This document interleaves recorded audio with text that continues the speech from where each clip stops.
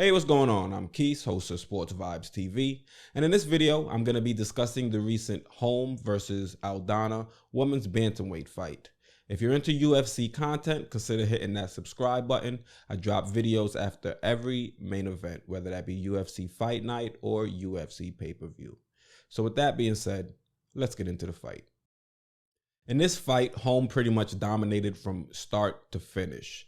Not only was she the more dominant fighter when it came to striking, she was also able to get takedowns in all 5 rounds. And I know this wasn't a championship fight, but the women agreed to go for a 5-round fight. And Holly Holms was doing her thing. She was very crisp with her combinations, and she was doing these quad kicks or these side kicks to the quad or to the knee of Aldana. That was kind of keeping her at bay. Aldana really wasn't able to get into it, mix it up, and to brawl. And that pretty much was the Holmes' advantage. She was able to keep her at distance. Her jab was sharp. She had a nice jab, nice cross, and she was landing her kicks efficiently. And when you don't necessarily watch a home fight and expect her to take the fight to the ground. You're normally expecting her to set up that left, roundhouse kick to the head. But in this fight, basically Aldana was trying to, circle away from that power side of Holm. And it pretty much was a dance all night. Yes, Aldana was the aggressor, but I won't even say she was the aggressor because it makes it seem like Holm was running. Holm wasn't really running. Aldana was just primarily the fighter that was pressing forward.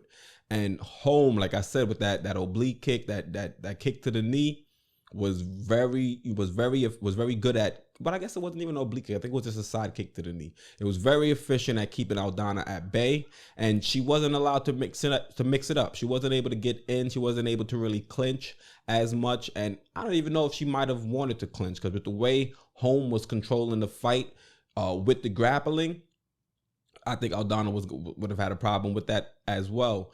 But Aldana, she did show she had the I won't say the heart of a champion, but she did keep pressing forward. And I'm shocked she didn't get knocked out, because you saw later on in the 5th round, Holly Holm was going for broke. She said, screw this, I'm trying to get the finish. I know I'm up on the cards, but I'm trying to get this knockout and that knockout purse. So she charged, and she was kicking her butt towards the end of the 5th round. I thought the fight might end up being stopped.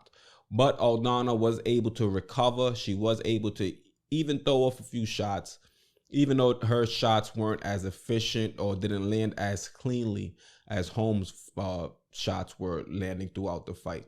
But in total, it was a pretty good fight. I enjoyed it. I ended up only being able to catch that one fight. I got stuck at work, but it was, the perfect fight to watch. It was pretty much a demonstration of how good Holly Holm has gotten since that last fight in which she lost to Tate. So let me know what you guys think about the fight down in the comments below, all right? Once again, I'm Keith, host of Sports Vibes TV, and I'm out.